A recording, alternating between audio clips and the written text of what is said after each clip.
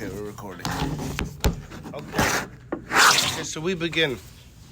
My voice is a bit weak, so I can't shout at anybody. You could untersagen, you can actually share. For Chaim, I'll muster up the strength.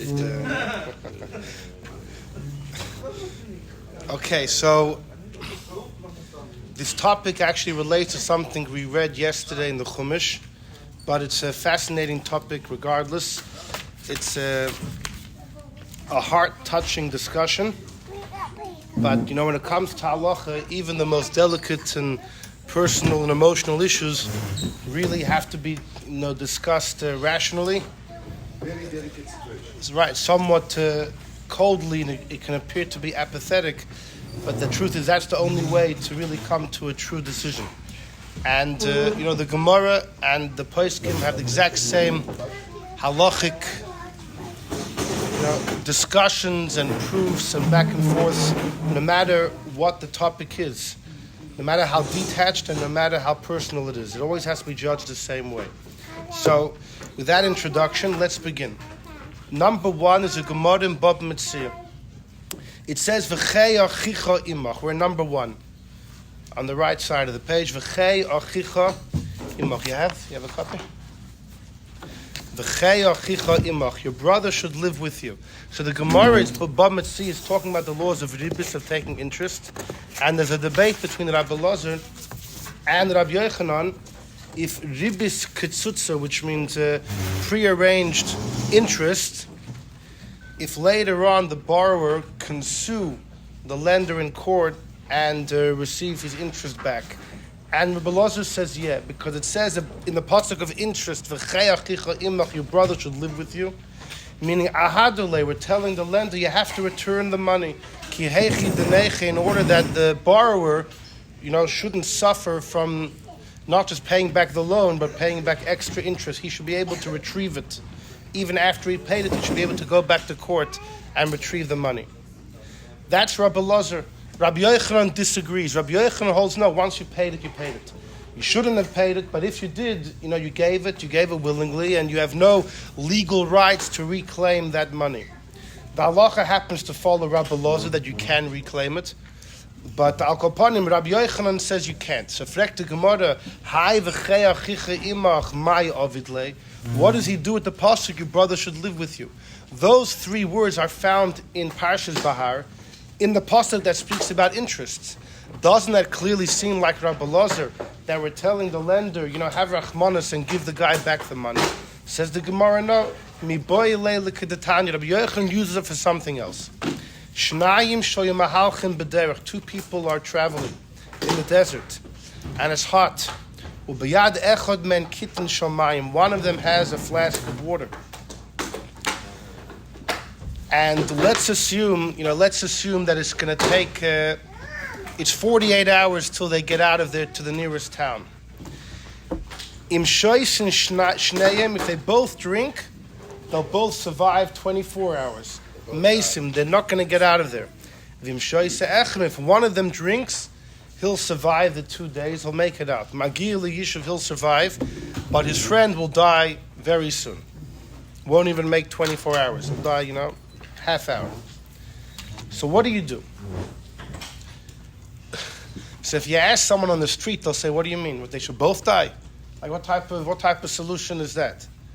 You're not sure who to give it to, so spill the water. Why don't they just spill it out on the sand itself? What would be the logic? They should both drink it. At least one of them should survive. No, Dorash ben Petura expounded, Mutav sheyishtu shneim. Better they both drink. V'yamusu, when they both die in the desert. Va'al yira echad men b'misasa shel chaverei. How could one of them take the water and drink it and watch his friend die in front of him? Can't do that.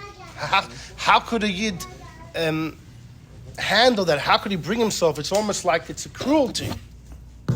So Ben Petur said they split it and they both die. Ad shebar Rabbi Kiva, till Rabbi Kiva came, the limit, and he said, no, it says in the pasuk, V'chei achicha imach, your brother should live with you.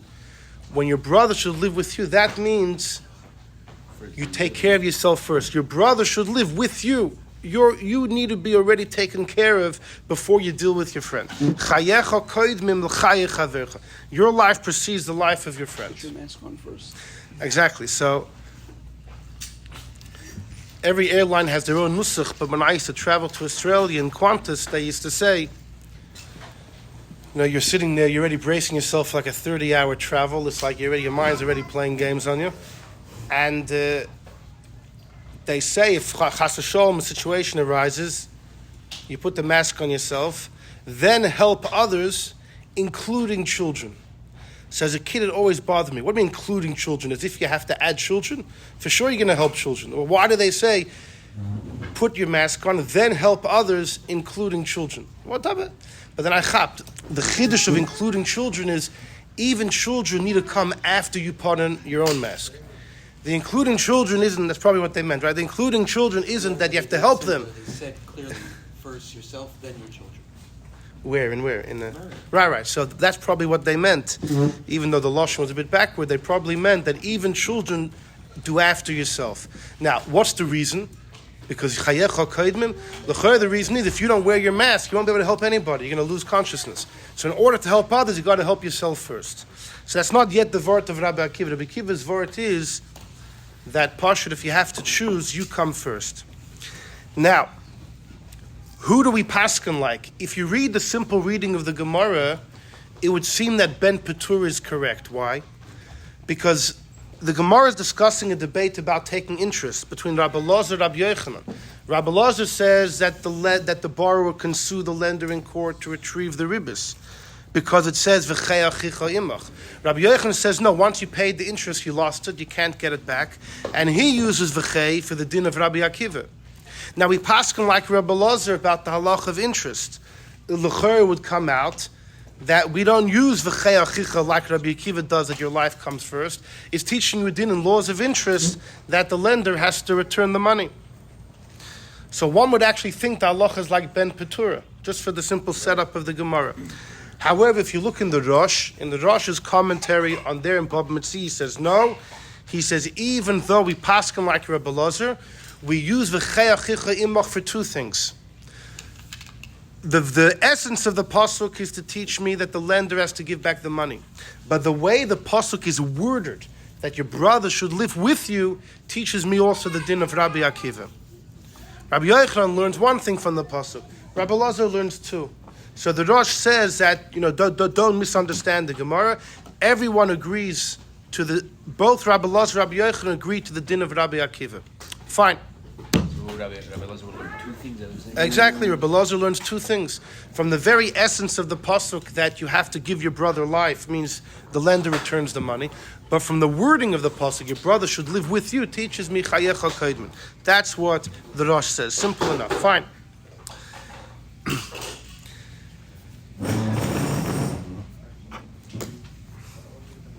Okay, so first up, the first issue is Pashut. What is Ben Petura talking about? Ben Petura says better they should both die. I mean, what in the world? Why would that be? It's almost like, since we don't know who to give it to, just spill it on the ground. I mean, what in the world is the logic of Ben Petura? They should both die. In fact, it wasn't just Ben Petura.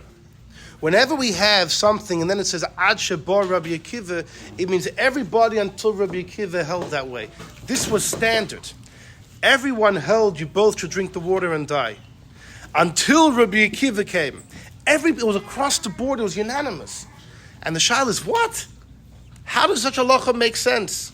Better both die than one? I mean, what type of cheshbon is that? And it's also hard. Dafka Rabbi Akiva is the one who changed the tide. Rabbi Akiva says, "V'hafta l'recha kamecha," is a klal godel b'Torah. He petitioned you have to love your friend just like yourself. And his punkt, the only one that said that your life comes first. I mean, what's a bigger irony than that? So the Ramban already asked it in his commentary on Chumash, and the Ramban says, you see, that when it says "V'hafta l'recha kamecha," it's not literal. You don't have to love your friend mamish like yourself. It's to some extent. The proof is because the same Rabbi Akiva says, Chayecha koidmin. When it really comes to the clinch, your life takes precedence. That's what the Ramban says, a famous Ramban. The Ramban says when it says love your friend like yourself, it means like yourself. Simple answer is there has to be a commitment. It has to be you. you? How is their life? But if you have to love him like yourself, when you drink the water, you're saving yourself. You got to save him too. And you're unable to. Everybody should die. That's just. Well, that's exactly what Ben Petura said. You have to be equal. Maybe you have to something be else will equal. happen. One day when? In a way, you could say fakir. Ben Petura would base his psak on v'ahavta l'recha kamecha. You have to love your friend like yourself. Whatever you give yourself, you give your friend. And therefore, if you're going to drink half of that flask, you have to give the other half to him right away. So if anything, Ben Petura could kind of base his psak on v'ahavta l'recha kamecha. And yet it's Tafka Rabbi He Akiva, doesn't just say that they should both drink. He says, and they should die. I mean, that's just. even though he knows they're going to die. It's not like drink and hope you're going to get something. So let's see. So first of all, We're both going to live this day. so the Gabi, the Rabbi Akiva issue, why punked him? Why punked was he the guy to say you come first? Look in number 6. Number 6 is from the Chidush, number 5 and number 6. We have 2 excerpts from the Chidushei Harim. And these are going to be very important for our discussion today. Rabbi Yitzchak Meyer, Rabbi Yitzchak Meyer, who was, he's the times of the Tzemach Tzedek. He passes away the same year as the Tzemach Tzedek, 1866. One of the great Chassidic masters, a genius in learning. And there's lots of fascinating stories about him. We saw Ger. Stama, he was known for his guyness, Pashat. He was a Rebbe. Yeah. He was a student of the Kotzker. After the Kotzker passed away, he was a Rebbe. Was he the one that had the He was a young, when he was a young man, he grew up in the house of the Koznitz Magid, Rabbi Yisrael of Koznitz. And because Yisrael of Koznitz knew his parents, and then I think he was orphaned, he grew up in the house of the Koznitz Magid. And Yisrael of Koznitz was Mamish Agon. Reb Chaim Volozhiner said that he met Rabbi Yisrael of Koznitz, and he can testify that Yisrael of Koznitz knew every Tosfos in Shas, Baal Peh, word for word. Yisrael of Koznitz had a son. His first name might have been Moshe. I don't remember his first name. But the Koznitz Magid's son. So he was much more into Kabbalah and Chassidus than he was into Nigla. And on Shabbos afternoon, when he would speak Chassidus, the Misnagdim would come and really chepa with him and really try and harass him. So one Shabbos afternoon, the Chidushei Harim was there. And when one of the Misnagdim was chepping with the Koznitz Magid's son, the Chidushei Harim, he started belting out. He really put this Misnagid in his place. And afterwards, the Rebbe, the Koznitz Magid's son, turns to the Chidushei Harim and he gives him a pat on the cheek. And he says, Itchamaya, the Hasmi Mechaya given. You gave me life. And the Chidushei Harim said, I need a Rebbe who's going to give me petch, not give me a galet, not give me a pat on the cheek. And he turned to leave. And the Koznitz Magid's son told him that if you're going to leave and darken my Shabbos, Hashem will darken your Shabbosim. And he left. Du verstellst mein Shabbos, wird der Eibishter verstellen eure Shabbos. And he had 10 sons, and they all passed away b'chayav on Shabbosim. He was succeeded by his grandson, the Sfas Emes. Sfas Emes was the grandson of the Chidushei Harim. Yeah. Anyhow, the Chidushei Harim says in number 6. Look at number 6. Shnayim shoyim ahalchim b'derech. 2 people on a path. Ubiyad echod mem. One of them has a kitten shamayim, a flask of water. Im shoysin shneim. If they both drink, they'll die. Im shoyis echod men hu magili yishav v'chulu. He's quoting our Gemara. Until Rabbi Akiva came and said, Chayochicha imach, your brother lives with you, your life, chayecha koidmin, to the life of your friend. He says, Rabbi Akiva yochal loimer zeh. Why dafka Rabbi Akiva? Look at number 6 in the middle. Because the Gemara says in Berachos, when Rabbi Akiva was dying, what did he tell his students? Kol yomai hoyisi mitztayr al pasuk zeh. Our whole life I was pained on the pasuk, loving Hashem b'chol nafshecha. You have to love Hashem with all your soul. What does that mean? That even when the Eibishter takes your life, will you still love him? Love Hashem even when he takes your life. Says Rabbi Akiva, I never knew, am I holding on such a madrega that when the Eibishter takes my soul, I'll still love him? And finally, it's happening now. As they were peeling off his skin, he tells his students, he said, I was waiting, Masa Yoveliyot, when will it come to my hand? Vakaimen, and I'll fulfill it. What do you see from this Gemara, says the Chidushei Harim? The whole yom of his entire life, Chika lost his chayav to die al Kiddush Hashem. He didn't desire life. Anyone else that desired life doesn't have the right, can't take the liberty to say, your life comes before your friend. Because maybe it's a bias psak, maybe they have an invested interest. But Rabbi Akiva almost despised life. He couldn't wait till he died for the Eibishter. So when he says your life comes before your friends, he has no vested interest. He's not biased at all. That's the pshat. V'raku, only he, yachal loimer chayecha koyim, your life comes first. Shelo yatzar chayusay v'atzmai, he didn't want to, he had no interest in living l'toivas atzmai. He wasn't interested in hanging around for a pleasurable life. I cared, he wanted to go. So he can honestly and truthfully say your life comes first. Avomisha chai l'shem hanoah v'tainug, anyone else that enjoys their life has to be worried that if they would paskin your life comes first, maybe it's not an altruistic psak, maybe they're biased, maybe their eyes are clouded. Ein lo reshus, he has no right to say chayev koidmin to chayev chavere. Because who said it's a true halacha? Maybe you're biased, you just want to continue your life. The Rebbe has a similar chap about Rabbi Akiva in regards to the fact he said, V'ahavta l'recha kamocha. We asked, how ironic is it? He says, love your friend like yourself, and then he says, your life comes first. So the Ramban says, you see from there, V'ahavta l'recha kamocha is not literal, not mamish like yourself. But the Rebbe learned similar to this Chidushei Harim. Anybody else that didn't live with Ahavas Yisrael like Rabbi Akiva has no right to say that their life comes first. Because maybe it's a bias psak, maybe they're what we call negeya bedaber, right? They have invested interest. But Rabbi Akiva, who lived with loving a friend like yourself, right? And therefore, he had no bias to say that your life is more important than your friends. No, you're mamish equal. So he can say, but when it comes to the crunch, Torah says your life comes first. He's the only one that can say that pure halacha because he had no personal bias, because he truly believed you and your friend are equal. So in fact, the Rebbe spins it that way, the same way the Chidushei Harim spins it about Masa Yov, when will I die? The Rebbe spins it about V'ahavta l'recha kamocha. Here you go. They said that's two of the same. Here, here's the full set.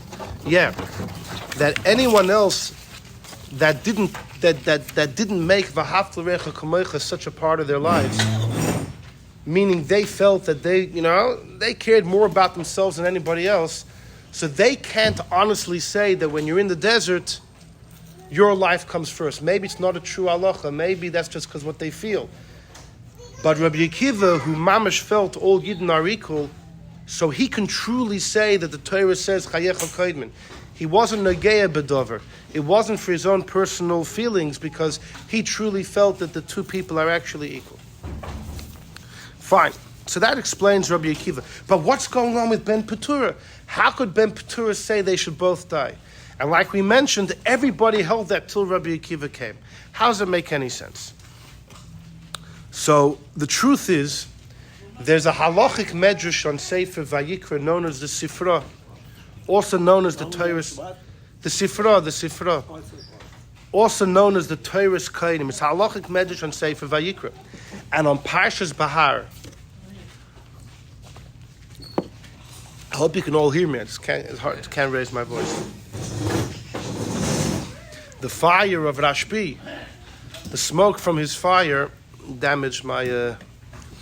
No, I couldn't handle the intensity. Couldn't handle the flames. So, if you look in the Sifra in Parshas Bahar, it's almost an identical quote as our Gemara, but one difference. Ben Petura says, how do I know I'm right? Because it says, V'chei achicha imach. He learns from the same pasuk as Rabbi Akiva. And he learns, V'chei achicha imach means your friend has to be equal to you. So if you're going to drink half the flask, you can't then drink the other half. You have to give him the same half that you took. So you have to split it and both die. He learns mamish from the pasuk. In our Gemara, it seems like Ben Petura is saying, based on logic, it's Rabbi Akiva who invokes the pasuk. If you look in the Sifra, it's no. Ben Petura says, logically, I don't know. But the pasuk teaches me you have to mamish be equal. It's a monumental difference. And with this, we look at number two. Number two is the Maharam Shif. I think this is the first time we've ever had a Maharam Shif in one of our shiurim. Tell us a little bit about it. The Maharam Shif lived in Germany in the early 1600s. He passed away a young man, about 36 years old. but he wrote incredible commentary on Gemara. He wrote works in Kabbalah as well. He was a Kabbalist too, a very holy man. His commentary on Gemara is known to be particularly complex. It's written very difficult. Now, sometimes the Maram Shif says the same thing as, let's say, the Maharsha, but it's much easier. Even the Maharsha is also not so easy, but easier than the Maram Shif. The Maram Shif is known as a very complex work to read. You have to know the Gemara crystal clear before you look at the comments to have any hope to follow what the Maram Shif is saying, because he said about himself a beautiful thing. The Gemara says in Yuma that if someone passes away and Hashem says, "No, you learn Torah," and you're going to say, "Listen, my business was too big. I had no time to learn." Hashem will say, "Were you any richer than a Belezer Bechisma, a certain, and he had time to learn." If you're going to say, "I was very handsome and I was busy with, pleasuring in Olam Haz," were you any more handsome than Yosef? You're going to say, "I had no money. I was a pauper. How could I focus on learning?" Were you any poorer than Hillel? The Eibush is going to, he'll have something to say. Says the Maram Shif, what if you go upstairs and you tell God, "I couldn't learn. I was a fool. I had a thick head." You know what God's going to say? Were you any thicker than the Maram Shif? And he's still learned. Anyhow, so he quotes over here number 2. Everybody asked the following question. Was? Everybody asked the following question. If someone owns a Jewish slave, the pasuk says, "Ki toiv lo imcha," should be good for the slave with you. And we learn from there that if you only have one pillow, who do you give it to? The slave. By the way, the halacha applies to a wife as well. The Rishonim paskin that if someone only has one pillow, it goes to your wife, just like it would go to your Eved Ivri. Now in the brackets he says, "Im ein loy ela karech," you have one pillow. Yitnei Eved, you give to the servant. Why? Because it's the same pasuk. The pasuk says by the Eved, "Toiv lo imach," is good with you. We learn out from there, he has to be, whatever you have, he has to have. And therefore, if you have one pillow, you can't take it, because then he's not going to have what you have, so you have to give it to him. So it's the same imcha, and you have to give it to him. So this is against both Rabbi Akiva and Ben Petura. You should actually give the water to the other guy. You should give the water to the other guy. V'loyam, why don't we say chayecha kaidman? Why don't we say you get the pillow, you come first? So he gives a few answers. So this is everybody deals with this question. So F Shalom, he says, Dohacha over here, im noisim lachaver, if you give the water to your friend, gam chaveru mitzuva olav lachzer v'litin lo. Your friend has to give it back to you, l'kaim, because he has a mitzvah v'cheachicha imach. Im kain ein l'dover soif. You take it, they both die. And what about by the pillow? Maybe we should keep on going back and forth. But by the water, you give your friend, he has to give to you. Because both of you have to make sure the other guy has. And therefore, it keeps on going, so it starts by you because it's your water. But here, the master has to take care of the Eved. The Eved doesn't have to take care of the master. So it doesn't go like a circle. By the master and the servant, there's no circle. You give it to the servant, he doesn't have to give back. But by the water, it's a circle. Now, wait a second. Wait. But what about by the water, do a circle and split it? Why don't we say by the water, since you both have to give each other, so then both take a half?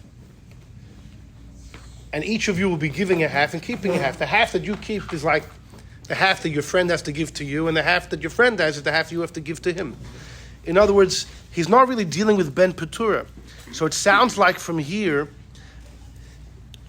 in other words, like this. When Ben Petura said what he said, and Rabbi Akiva argued, did Rabbi Akiva think Ben Petura's din makes no sense, and the shail is only who, someone has to survive, the shail is who? So he says, you, not your friend? Or when Rabbi Akiva says chayecha kaidman, he meant to negate Ben Petura's option of splitting it. You hear the shaila? The shaila is, does Rabbi Akiva feel that splitting it is foolish? The shaila is, though, who should live, you or your friend? Or does Rabbi Akiva say, no, splitting it, I hear splitting it, but I'm going to teach you, instead of splitting it, keep it yourself. It sounds like from here that in the world of Rabbi Akiva, splitting it is not an option. The shaila is who's going to get it? Who's going to get it? So by the water, it's going to go back and forth. It'll keep on going, so you keep it. By the pillow, it doesn't go back and forth because you have to give to your Eved, but your Eved doesn't have to give to you. So it sounds like the Maram Shif understands in the world of Rabbi Akiva, splitting the water is not an option. The two options are, does your friend get it, or does you get it? Or do you get it? And for that he says, Chayecha koid min. Fine. Continues the Maram Shif. Oid yesh loimer, another pshat. Imcha mashma la'olam b'shavin. Imcha means taka, you have to be equal mamish. By the pillow, you taka split the nights. Hasam im yesh lekarech, you have one pillow.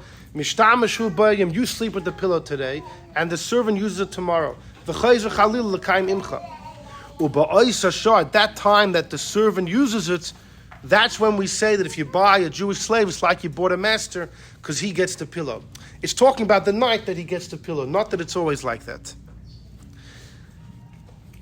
But here, but over here where it can't be equal, again, the Maram Shif in his second answer is saying the same thing. In the world of Rabbi Akiva, splitting the water is not an option. The child, do you get it? Or does your friend get it? So at least someone should live. So by the pillow, you taka split it. One night, one night, one night, one night. But here to split, it's not an option. You should both die. By the pillow, it makes sense. One night you sleep well, the next night I sleep well. By here splitting, it doesn't make sense. And therefore, it's going to go to you. So these are the two answers of the Maram Shif. What you see from both answers of the Maram Shif is that in Rabbi Akiva's world, splitting, it's a non-option. You should both die. How does that make sense? The two options that do make sense is maybe your friend should live or you should live. And for that he says you should live because your responsibilities to yourself come first. Join me in number 3 for a moment. This is Rabbi Yosef Engel. Rabbi Yosef Engel was Rabbi Teitelbaum's father. As a young boy, as a bacher, maybe strolled around with Yosef Engel in Vienna, was it? In Vienna, okay. Rabbi Yosef Engel wrote an incredible Sfarim. This is a sefer called Choshen Yosef.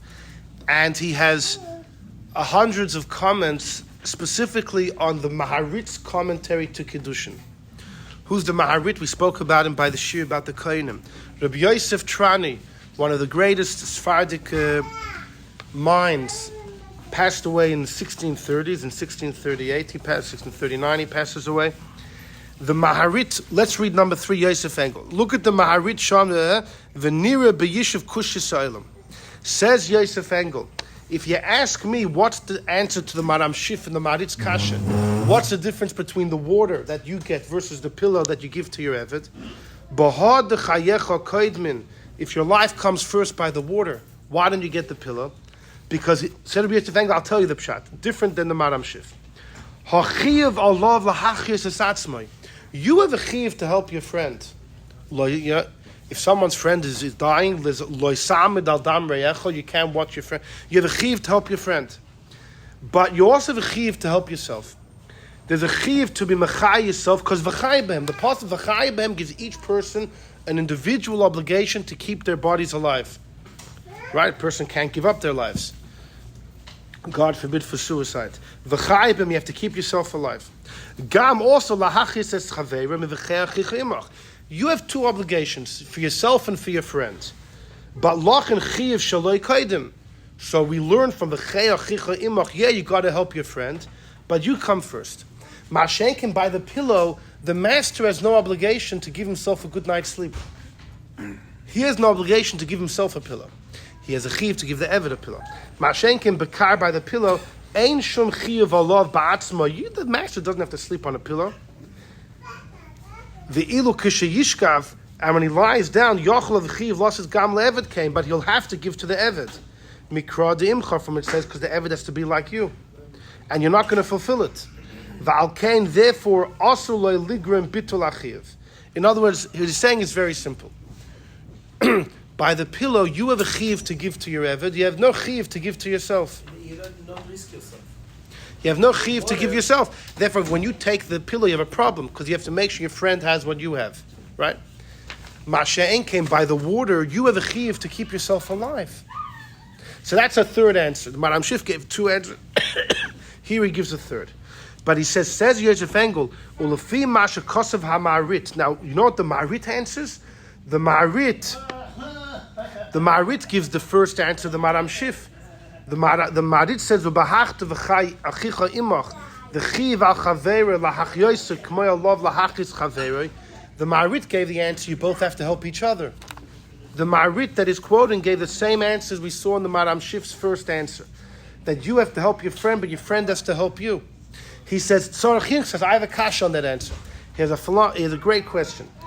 If you have a cotton, what if you're traveling the desert and you have a guy who's bar mitzvah and you have a kid? The guy that's bar mitzvah is chayiv in mitzvahs. So he has a chayiv to help the cotton. The kid's potter from mitzvah, he doesn't have to help the bar mitzvah guy. So according to the Marit and the Maram Shif, the cotton should be the one that gets the water. Or if someone's blind, according to Rav Yehuda that is potter from mitzvahs, the im calls a vaday mitzvah ala gadol upatuach lach yosei. The bar mitzvah guy or the one that can see has to be mechaya, the blind or the cotton. The im kain, you're going to say there's a chiv to give him because the oz loy shayach hatchiyah shal chaveri yeshchiv kazeh lach yosei. Because here you can't say that your friend has to help you. Because if your friend's a cotton, if your friend's blind and is potter from mitzvahs, or if he's a shaitan and is potter from mitzvahs, then it doesn't mirror back. He doesn't have a chiv tell you he's potter. And you'd have to give to him. That doesn't make any sense. So therefore he doesn't like the answer of the Marit and the Maram Shif. He likes his own answer. That if you have to help your friend plus help yourself, that's when we say chayecha koydnet. What? You wouldn't give it to the cotton or to the shaitan because these people can't find their way. The whole reason why you would think that maybe you should give it to one person to the other because you can get it from Yeshua. In 48 hours, no, there's an airplane coming right here in 48 hours. You know, imagine that. Anyhow, so it's fascinating how we answer the question from the pillow. But it's according to the version of the Sifra that Ben Petura learns from the Chei Achicha Imach that your brother has to live with you. Therefore, you can't take from him anything you won't give him. It mamish mirrors up to the story of the pillow. By the pillow, it's more extreme because you don't split it. You mamish give to him, and here you split it. But at least it's a similar idea that you can't take for yourself something and leave your friend behind. But I'll upon him how Rabbi Akiva fits with the pillow. We see three answers. Either because the pillow doesn't go back and forth because your Eved doesn't have to give to you. Mashenkin by the water, you both have to give each other. Or the second answer, the Maram Shif, when it comes to the pillow, you split it night by night. Or the answer of Yosef Engel, that by the water you have to give to your friend, but you also have to give to yourself. Whereas by the... Right, so that's a svara stam l'papula ba'alma. Anyhow. Do we have a class about giving up to the government? Like if they're going to kill everyone or give us one guy? We spoke about it. Would say to give up one guy. So b'chlal, so here's the thing. All right, so let's just first try and get Ben Petura over here. What we know, Ben Petura says they both drink it and they both die. As far as the Gemara is concerned, it seems to be just a svara, a logic. How could one person watch his friend die? If you look in the Sifra, it's based on the pasuk of the Chei Achicha Imach, and it's very similar to the pillowcase according to Ben Petura. You can't have something and leave the other guy behind if it says Imcha, he has to be with you. But there are some other logics for Ben Petura, and with that we'll be able to understand Rabbi Akiva. There's a well-known Netziv, the Netziv of Volozhin, in his commentary to the She'iltis, known as the Ha'amek She'ela. He learns this whole Gemara is talking when it's possible they'll both survive. In other words, if they both drink the water, they'll both live 48 hours, and they'll definitely. If they would both, it takes 48 hours to get out of it. If one of them drinks the water, he's getting out. If they split it, they'll both live 24 hours. They probably won't get out. But you never know. Maybe a caravan will come. Maybe, you don't know for sure. So therefore the Netziv says, you don't have the right to take the water for yourself and, solidify your safety by completely removing your friend's safety. Right? If you drink the water yourself, your friend's going to drop dead. You can't concretize your safety by completely deplenishing the life source of your friend, right? Instead of splitting the water and giving both of yourselves a chance to survive. The chance of your friend surviving is more important than making your survival 100%. That's how the Netziv learns, and the Madam Shik, the Shnei and Mesim is even if they'll both die. He said even if they'll both die, but if it's definite, he wouldn't say that. Says the Netziv, it's only when there's a hope for survival. If it's definite, even Ben Petura would not say it's logical they should both die. I mean, it's like Chelm. Better they both die than one of them surviving. It must be, says the Netziv, that there's a hope they could both survive. And the chap of Ben Petura is, although if you do something, namely drinking the water, you'll definitize your survival. You don't have a right to do that if you will be removing any chance of survival for your friend. And the Madam Shik learns the same way. The Sam Sofer student learns the same way. So that's one logic for Ben Petura. The Chazon Ish, what? In that case, Rabbi Kiva would still say. Yeah, and even then Rabbi Kiva disagrees. Even then, Rabbi Kiva says no. You have to prioritize your definite survival over giving your friend a chance to live. Yeah, even then, Rabbi Kiva, exactly.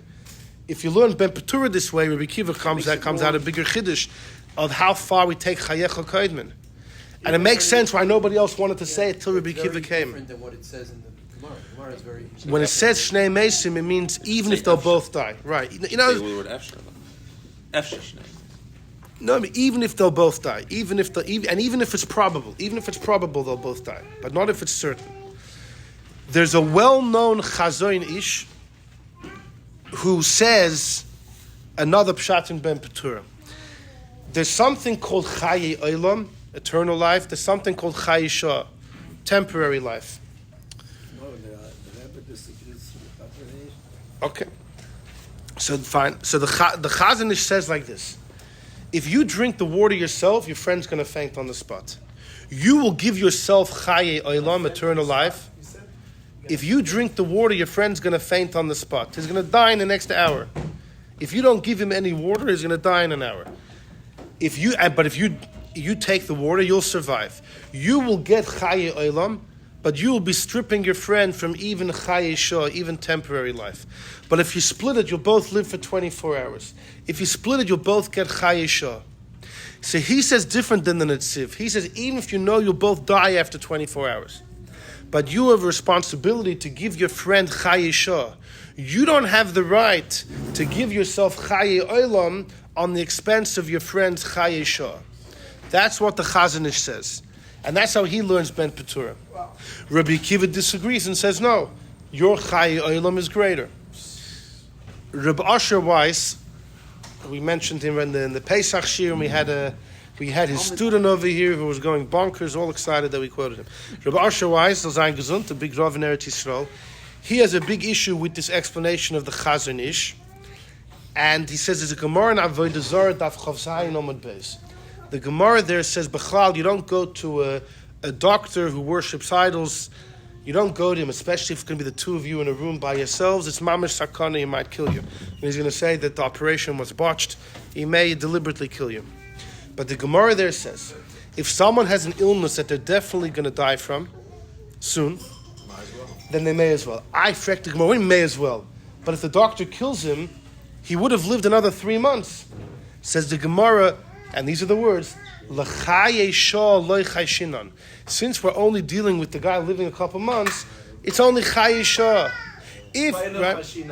What? Because if he goes to the doctor, he has a chance to live forever. Either the doctor might kill him. No. What's he losing? Chaye Shah.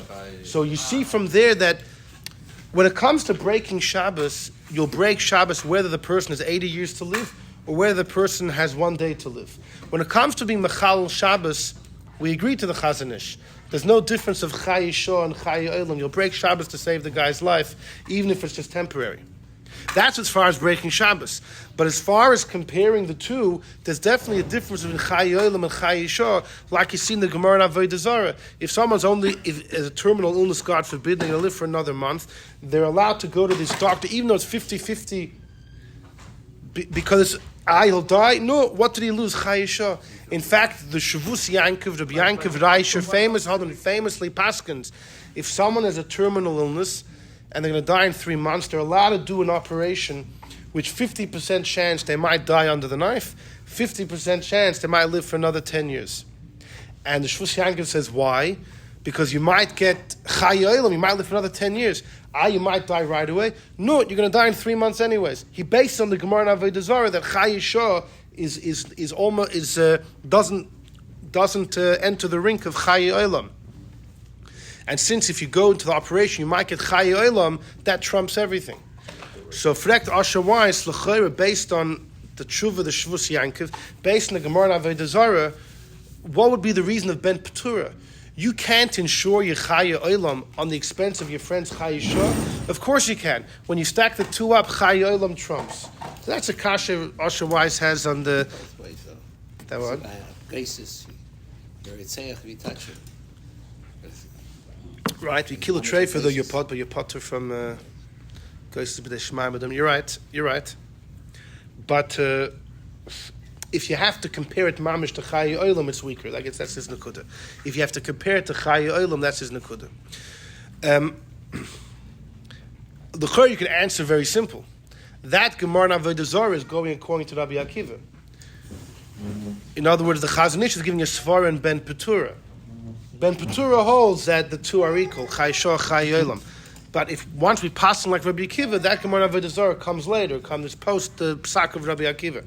But either way, that's another logic for Ben Petura. So far we have the Netziv. How could who? How come many Achronim could argue on that? Who's arguing in Rabbi Akiva? What? Who's arguing in Rabbi Akiva? Someone is following Sorry? Until Rabbi Akiva, someone following nobody. with Ben Petura, and not Rabbi Akiva. Rabbi Akiva is Allah. No, so what's your question? So how could Achronim... Which Achronim? We're answering in. No, I didn't bring any Achronim that argue on Rabbi Akiva. They explain how Rabbi Akiva fits with the pillow, why he would also agree. So far in Ben Petura we have a couple logics. We have the logic of the Netziv, that maybe they'll both survive. We have the logic of the Chazon Ish, who says that you can't ensure your Chaya Olam on expense of your friend's Chaya Shah. And then we have the Sifra that he learns from a pasuk. He learns from a pasuk of Imcha. Now, join me in the Radvaz for a second, number 4. This is a well-known shuv of the Radvaz. Sha'alta mimeni, the Radvaz says, you asked from me. Oidiacha dait, I'll tell you my opinion. Al masher o isa kosuv. You saw written, Im Amar Hashilton li Yisrael. The government, the king tells a Jew, Hanach li lekatzitz ever echad. Let me cut off a limb from you. She'ein chom meisme, you won't die. Let me cut off your finger. Or Amas Yisrael, or I'll kill your friend. Do you have to give up a limb for your friend to survive? That's the shayla. Yesh some say shechayev, you're chayev la'aniach lekatzitz ever. Some say you're chayev to lose the limb in order that your friend shouldn't die. The Radvaz is a whole tshuva, and he finishes off like this. He disagrees. He says you don't have to give up anything. You never have to give up anything. V'suri says d'chsiv d'racheh darchei noyam. Torah is pleasant. V'tzarach shemishpetei Torah saying you maskim ala seichel. The mishpatim of Torah have to make sense. Now, whoa, what does that mean? Really? Everything in Torah has to make sense? That's a little dangerous. But the truth is, the Rebbe once said the following expression, that Torah doesn't have to make sense with Seichel, but it can't be opposite from Seichel. In other words, if someone comes up with a Torah halacha which is completely opposite from Seichel, it's probably wrong. They should probably reanalyze the halacha. Mishpat, but he says mishpatei Torah have to make sense. V'hasvara eich yal al datenu. How could you imagine? How could you expect that the Eibishter wants a person to cut off a leg so your friend should survive? It's not pleasant. She'aniach adam, a person has to allow to lose an eye, to cut off his hand or his leg in order his friend shouldn't die. It doesn't make sense. Hilkach, therefore, he says, Eini roya tam l'diza. I don't think this is true. Elomidas chsidus. You want to go beyond the letter of the law and give up your finger? Beautiful. Va'ashrei chelka mishi yuchal lamed b'zeh. You could do it, beautiful. But then he says the whopper. Im yesh sofek sakonis nefashis. What if getting this operation you might die? Harizeh chosid shoyte. Don't do it. This feika didei, because your sofek odif mivadeh the chavrei is better than the vadeh of your friend. And let me just explain something for a second. There's always a big shaila. Is someone allowed to die to keep somebody else alive? So, the shaila really can be divided into a couple cases. One of them is if your friend is in 100% danger, right? You could bring him to 100% safety, but you will be going from 100% safety to 100% death. In other words, you will certainly save your friend's life. You'll save him from definite death to definite life, but you will go from definite life to definite death. You're going from 100 down to 0. You're going to bring him from 0 to 100. That's one shaila. One? Is that allowed? According to most, donate your own heart. right? Basically, to die for somebody else. It depends how you understand Rabbi Akiva. When Rabbi Akiva says Chayecha Koidmin, is it a command?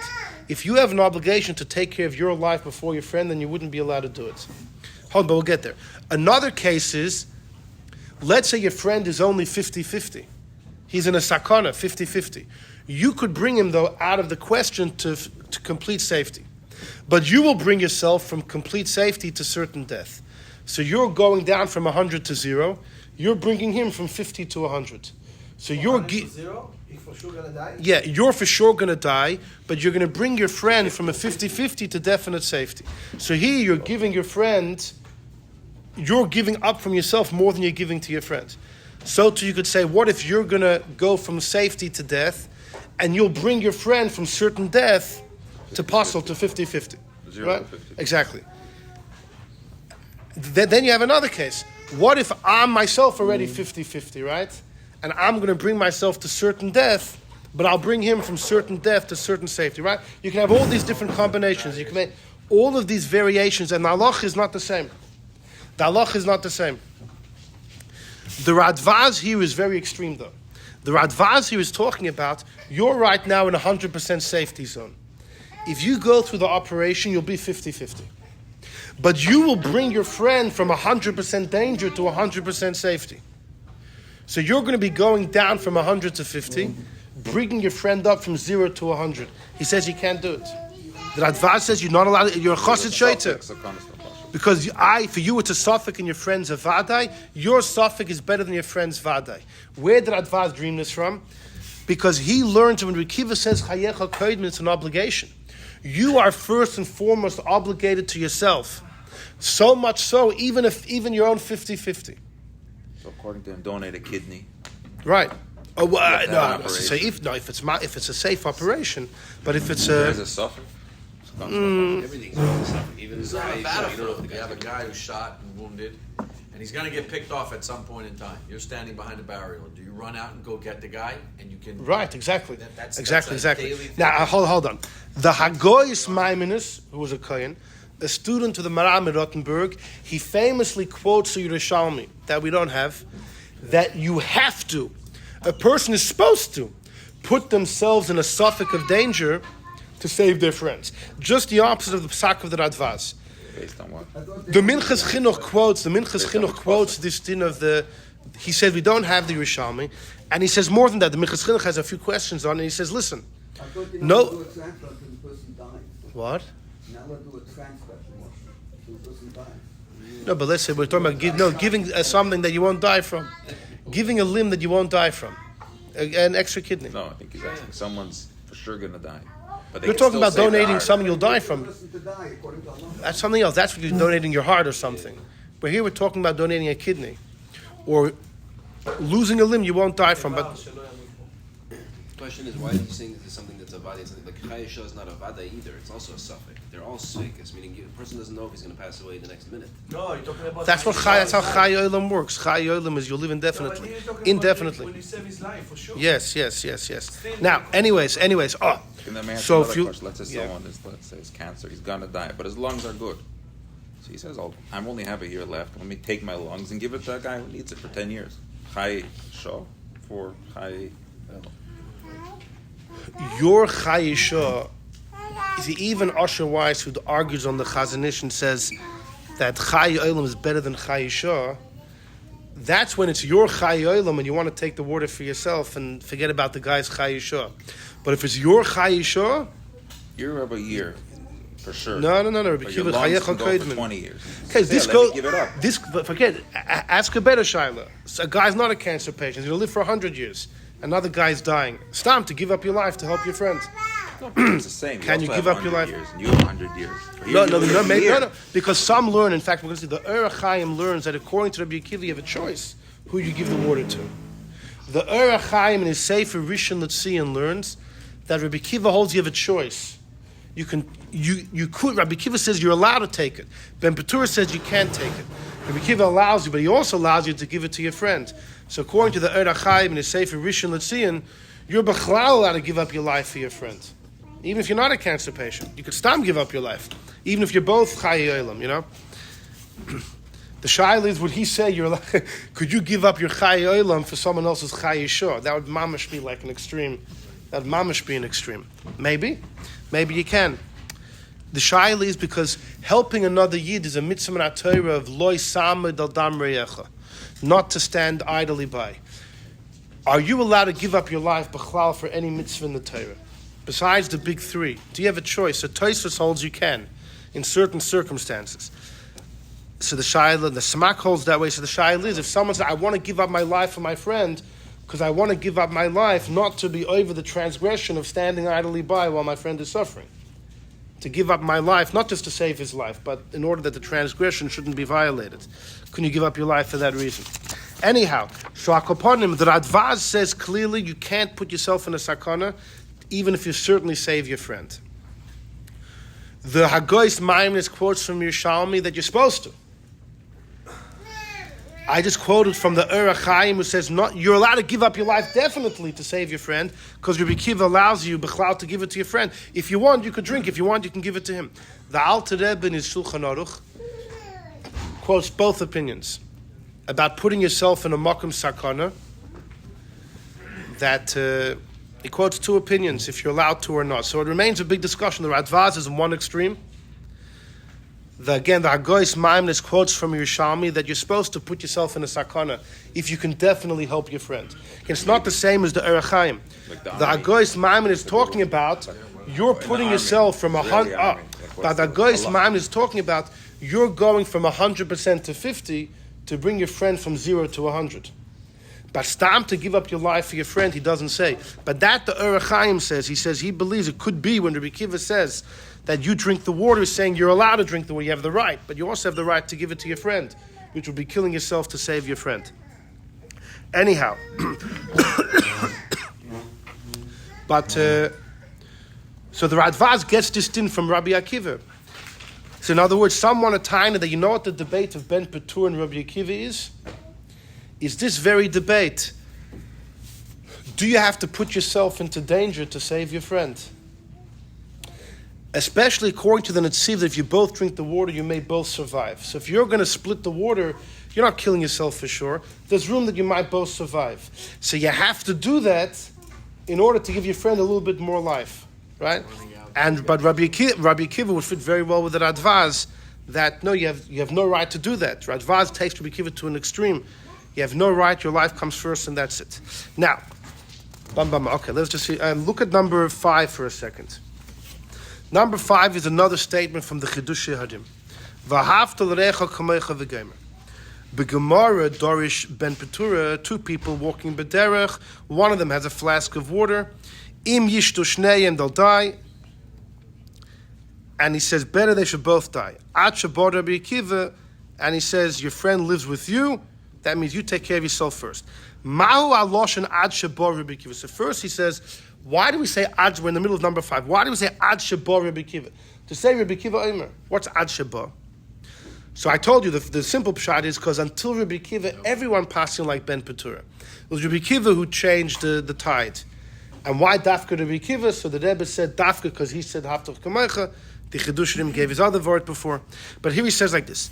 Elokol echad mi Yisrael tzorech lirtzes lasis gebem. Everyone should want to do like Ben Petura. Everyone in their heart of hearts should say, I can't drink the water. Emoja, how can I do this? Everyone needs to have a feeling that I can't split the water.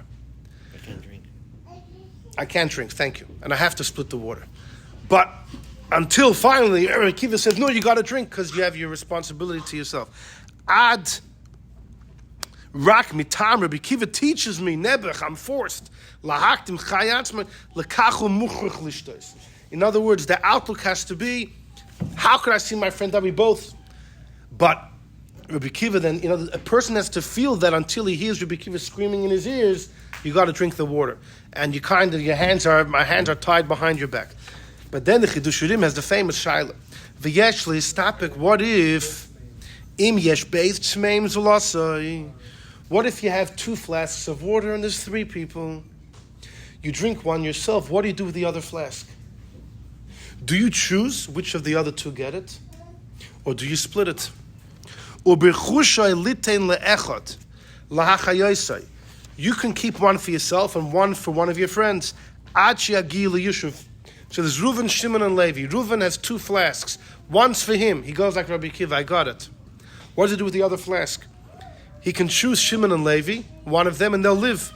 Im yitin l'shneim, yamusu shneim, they'll both die. Said the Chidush Harim, v'nira, you're mechuyev to give to both. Because, in other words, now hold on. The Chidush Harim says if you give to both. But once the guy gets it, why doesn't he have the same responsibility? In other words, it's whoever is the person that got it. No, Reuven's going to take out 2 plastic cups and pour from the flask and give them both. No, he's saying if he give gives one, to one of them, he's but that's up to mechuyev them, for then the other. they have responsibility. Reuven's out of the picture. He already drank his. Yeah, now use the other flask. Those 2 He guys puts it in the middle, and no, they have the same problem. yeah, but it doesn't belong to either of them. It was only given to them Almanos to share. What if they're both on IV? They're both injured. They're on IV. They can't give it to each Forget other. about IV. They can't give it to each other. But Reuven is out of the picture, but it's not Reuven's decision. It's assuming they're not in control. It's Reuven's Shaila. The question is to Reuven, what does he do? Anyway, he's drinking, he's safe. Yeah, but between Shimon and Levi, it's neither of them own the water. So Chayecha Kodman won't apply between the second flask. Because he drinks, he's safe, he's okay. That's why it doesn't now the belong question here, so is, it what does doesn't he belong. So what happens to the second flask? So how have to make this? No, it doesn't. That's exactly why we'll pass like Ben Petura that if they split Gave it. it to him. He's Lachen poskim sheyachlekut I hamayim. want to take Reuven out of the conundrum, that's all. Yeah, this is Reuven's conundrum. It's not talking about Shimon and Levi. Hold on, order. Hold on. I will tell you. I have a commented on this. I said in the Zicha, for everyone, that there's a Yid over there in Moishe Nefesh, it could be a Pitera, it could be Allah, it could be somewhere else doing learning, doing everything he has to do, not to, and it could be Allah. Whoever said it was Shabbat, or Muhammad glorifying, or Mendel, where he's Moishe Nefesh. So you see the Rebbe Shita implies another Nefesh bonus. In other words, the Allah, yes. He didn't see it, the Rebbe Shita, the Rebbe himself, the way he's holding it. Saving how many people's lives? No, Hatzalas Rabbim Shiny. The whole idea of shlichus is you're giving up. The Shaila is no, but Hapiyallah is, okay, fine. Now, here's the thing though. The Chidush Harim, this is quoted in a sefer called Sifsei Tzadik, that they quote this psak of the Chidush Harim. In the sefer Siach Sarfei Kodesh, which is also has Chidushim of the Chidush Harim, it says there he gave an opposite psak. That Reuven somehow has to make a goyrel or something, but they shouldn't both split it. What it boils down to is our shaila we had in the beginning. When Rabbi Kiva heard what Ben Petura said, one option is, in Rabbi Kiva's world, splitting makes no sense. That they should both die. Someone has to live. The shaila is you or your friend. So he says, Chayecha Koidman. The other option is Rabbi Kiva understands Ben Petura well. It makes sense you both split it. Nonetheless, Chayecha Koidman. If you learn the first way that it doesn't make sense they should both split it, why should they both die? It's like a Chelm Eitzer. The Shail is only who should get it between you and your friend, you. So then if there's 3 people, it wouldn't make sense either to split the second flask with the 2 people. It never makes sense to do Ben Petura. Now, how do you decide? Maybe the Kohen comes first, like in the end of Hayri. It says there is a hierarchy, a Talmud Chacham, or this and that, or a different thing, or a Geirul. Real Kohen? But if you learn that no, Rabbi Kiva understands Ben Petura. Be'emes, you should split it. It's only the Chayecha Koidman trumps the logic of splitting it. Then the moment Chayecha Koidman doesn't play a role, they split it. So there is a contradiction in the Chidush Harim himself. Also the Chazon Ish. The Chazon Ish, it's well known in 2 different places he discusses it. In one place he said, like here, they should both die, because Chayecha Koidman doesn't play a role. And elsewhere he says no. So you see that both the Chidushim and the Chazon Ish, the two people that we know that discussed the Shaila, they both have with conflicting reports. I mean, the Chazon Ish is his own handwriting. Here it's quoting, this is not the Chidushim writing, this is quoting from him, but conflicting reports of what they said. And it all boils down to the two ways of understanding Rabbi Akiva. Does he understand the idea they both drink it, but Chayecha Koidman is more important? But then the moment Chayecha Koidman doesn't play a role, we go back to that din, and therefore in the case of three people, the other two would split it. Or no, Rabbi Akiva repels such an option. What? You have another issue here. Because now you have the chance for 36 hours times 2. You're saying split it 3 ways, split both of them 3 ways. Instead of 48, instead of 24. Yeah, so Ben Petura would definitely say that. 36. You But still right, come right. up just short of the 1 yard line. The end is All 3. 2 you Anyhow, can make it, or all okay. 3 you can die. I want to just do this quickly. I'll do it outside quickly. There's another guy who talked about that. I'm going There's to do a guy this who out. talked about that. That's the guy who said there's a possibility. You The Netziv, and the Madam Shik. Yeah, so that both would of them. be That's even very better. important. Right. That's very important. Now I want to tell this. Number 7, the next page. I have a tshuva of Reb Moshe Feinstein. I'm going to do it outside. It's an incredible tshuva, and Reb Moshe Feinstein really gets into the debate of Ben Petura and Rabbi Akiva, and he says like this: there's a well-known din. If a guy comes to you and says, I want you to kill Yankel or I'll kill you, are you allowed to kill Yankel to save yourself? No. The Gemara says in Sanhedrin, why not? Because how can you say that you're more important than your friend? You're going to kill him to save yourself? What, as if you're more important? How do you know your blood is redder than your friend's blood? Tosfos, in many places in Shas, discusses the following case. What if a guy says, I am going to push you and to smother somebody, you're just going to be the tool. If you passive, and if you resist, I'll kill you. Do you have to resist and give up your life? Or are you allowed to say, I'm not making the decision here, I'm just being passive? So on the one hand, you might say, no, you can't allow yourself to kill because then you're killing someone to save yourself. On the other hand, I'm not killing him. I'm just being passive. So Tosfos, at least one of the Baalei Tosfos, the Ri Bar Mordechai, the student of Rabbeinu Tam, famously holds that if you're being the tool to smother somebody else, you don't have to object, refuse, and give up your life, because you could say, why should I give up my life for him? Who said his blood is redder than mine? So here the logic flips. Why should I actively resist and choose that better me die than him? Why should I die better than him? Who said he's better than me? And therefore, as long as I'm not making the decision, I can passively be used as the tool. Now, there's a discussion if everybody holds of this, because the reason the Ri Bar Mordechai created this halacha was to explain how Esther, who was married to Mordechai, according to the Gemara in Megillah, she's spending time living with Achashverosh. For many years she's going back and forth. Why didn't she put up a fight? She should let herself be killed. It's Pashat Gili Arayas. She's being Megala Arayas. So the Ri Bar Mordechai said that it's passive. Since the woman is passive, it's not her doing the act. Right? So therefore, you don't have to give up your life when you're being passive. Rabbeinu Tam argued and said the reason that Esther could do with Achashverosh what she did because he was a goy, and you don't have to give up your life for Gili Arayas with a goy. For a woman, a married woman and a goy doesn't have to give up her life. A Yiddish man with a goyish woman is a machlokes if you have to give up your life for Boyal Aramis. But this way, if it's a Jewish woman with a goyish man, Rabbeinu Tam says there's no din of Yehareg value. You don't have to give up your life. So Rabbeinu Tam didn't have to create this din of the Ri Bar Mordechai. His student, the Ri Bar Mordechai, had to create a din. As long as you're passive, you're okay. So there's a shayla if the din is unanimous or not. But Tosfos says it everywhere. So Moshe Feinstein wants to wait a second. If the halacha follows Tosfos said you're allowed to give up your life, you're allowed to kill someone passively to keep yourself alive, then what's Ben Petura talking about? Why can't you drink the water? You're not killing your friend. Your friend's going to die from thirst, from the desert, from the heat. Yeah. Right? Heat stroke, sunstroke. What's going on with Ben Petura? How does the thing fit Bechlal?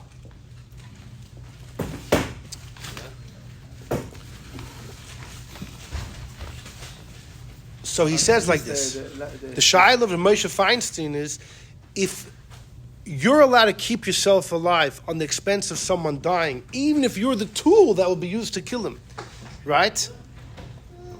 How much more so over here, you should be able to drink your water. You should be able to drink your water, and the other guy's going to die. It's not my cheshbon. I'm not deciding that my blood's redder than his. Why should I split the water? Who said his blood is redder than mine? We should apply Taisus' logic over here. How do you explain Ben Petura? Now the truth is, some Taina, even Ben Petura, only meant midas chassidus is to split it. But really, there's no halachic issue in you taking it. There are some that learn that according to Ben Petura, he only meant midas chassidus.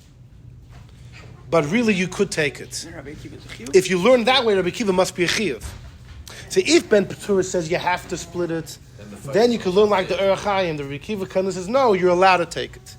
But if you learn that Ben Petura himself was only saying that it's the right thing to split, but you could take it, then Rabbi Akiva must be giving you an obligation, right? So depending on how you learn Ben Petura will be how you understand Rabbi Akiva. But says Rav Moshe Feinstein, like there's a fascinating thing. Imagine you have somebody sitting in a pit. And they're going to die of hunger, or from the insects there, the rats, the snakes. There's a ladder they can get out. A goy says to you, I want you to remove the ladder or I'll kill you. Are you allowed to remove the ladder? You're not killing the yid in the pit. He's going to die from natural circumstances. You're just removing his method of safety, method of atzola. You're doing it to save your life. Now, Bechlal, if Stam going to a pit and removing the ladder, which will cause your friend to die, is that murder? It's causative murder, b'derech grama. It's b'derech grama. It's like taking the oxygen. Right, by a goy it's murder, by a yid it'll be derech grama. Right. A goy gets killed for killing through grama. A goy gets killed. I have a whole shit. This was a debate of Reuven and Yehuda of letting Yosef die in the pit. Letting someone die begrama for goy is murder, not for a yid. But the shayla is, let's say, it's begeder murder, but it could be you won't get killed in Bezdin. But it's begeder. Oh, but here's the thing. But I'll prove to you it's in the gedder of murder. A pit with snakes and scorpion? What? A pit with snake and scorpion? Either that or he'll die from hunger in the pit. Either way. He'll die in the pit for sure. What's this? It's like According to modern law, if you pull the ladder out. No, that's different. If you walk It's like pulling the plug from a sick patient. I'm just removing their fluids from them. They're dying from their natural body. It's shutting down. Okay, but that's a meeting. No, the difference is that's kind of that's definitely, even in the zikin, there's a difference of groma and garmei, two types of hezek. It depends on how immediate the damage is. By the ladder, if the guy is not even holding the ladder, if he's on the ladder, throw him back in. Yeah, that's just throwing him off. But if he's about to get on the ladder, if he's one step away, take it to the most extreme. He's one step away from the ladder. He's not on it, he's one step away. But here's like this. If you would see, you're walking past, you see Yankel in the pit, you see Beryl, Stam, going to move the ladder. Are you allowed to kill Beryl? Is Beryl a Raidif? Yeah. So he says, yeah. Beryl's a Raidif. Who's Rabbi Moshe Feinstein? Yeah, the Raidif. If Beryl did it, would Beryl be able to be killed in court as a Roseach? Lav Davka, but the din of Raidif doesn't have to fall in the same category. You're allowed to kill him. That's as far as Raidif. But what as far as Yehorig Val Yaver? If the guy tells Beryl, remove Yankel's ladder, I'll kill you. What about this halacha? Is Beryl allowed to remove the ladder? Beryl will say, I'm being passive. Beryl will say, I'm not causing Yankel to die. Oh, he's active, but Beryl's death will be passive. The guy in the pit's death will be passive. Right. On the other hand, when Taisa says you're allowed to be the pillar to smother the baby or be the tool, he's not doing an action. Is the vart you're not doing anything, or the vart is the guy's death is not through your action? He's not doing an action. Oh, so that's what Moshe Feinstein wants. Moshe Feinstein Taka wants to say, you are not allowed to remove the ladder, even if a guy is going to kill you. Because if you move the ladder, you're actively removing his window out. It's a maisa. If you take the ladder, he's going to die from natural causes. but it's considered active on your part. That's what he paskins. He says the Dovra Pashat you can't. So he time is like this. He says he says when two people are in the desert and there's one flask of water, he says if Reuven drinks the water himself, he's removing Shimon's method of Hatzalah, at least to live for another 24 hours. When Reuven drinks the water, he's not actively killing Shimon. Shimon might die from the heat and from the dehydration, etc. But right now there's water here. And if Reuven takes it, it's like taking the ladder out of the pit. The water is mine, the water belongs to Reuven, and the ladder, in the case, doesn't belong to this Yankel guy. So Moshe says like this, B'chlal, if your friend's dying, you have to give him from your water. The chiyuv of helping your friend of lo yisamed al dam reyecho, that chiyuv overrides the fact that you own the water. So the two of you in the desert, the fact that you have to make sure your friend lives completely overrides the fact that the water is yours. So therefore what you have here is water which is equally available to both of you. So it's his ladder. If you're going to take the water and drink, you'll survive, but he's going to die immediate. You are removing his chayeshah. You're not allowed to do that. So he says, Ben Petura holds, you're not allowed to take the water because you're causing his death. Says you're allowed to cause death passively. Yeah, but this is not passive. Since you're actively removing the water, it's like actively taking the ladder from the pit. These are very different things. Why? Because here, it's if you take out the ladder, you have a ladder to get out. Let's say if you were on a different level of the pit, you also have to get out of the pit. Right. So but on the other hand, your life's in jeopardy too by the ladder because the guy is going to kill you. So you need that ladder to save yourself. That ladder, if you don't take the ladder, the guy is going to kill you. That ladder is your ticket to life. It's your ticket to life. Our time there's a difference because by the ladder, the other guy is going to survive. But here, if you split the water, your pasha's both going to die anyways. Right? So here it's a shah of both dying or just your friend. So it's different. By the ladder, you want to save yourself, killing your friend. Here, your friend's going to die anyhow. But if you go with the Chazon Ish that we're dealing with the Chayeshah element, it actually makes sense that when you take the water, you are removing your friend's Chayeshah. You're actively removing his ladder for the Chayeshah for the next 24 hours. You're not allowed to do that. He learns you're not allowed to. But what does Rabbi Akiva hold? Says Rabbi Moshe, Rabbi Akiva holds that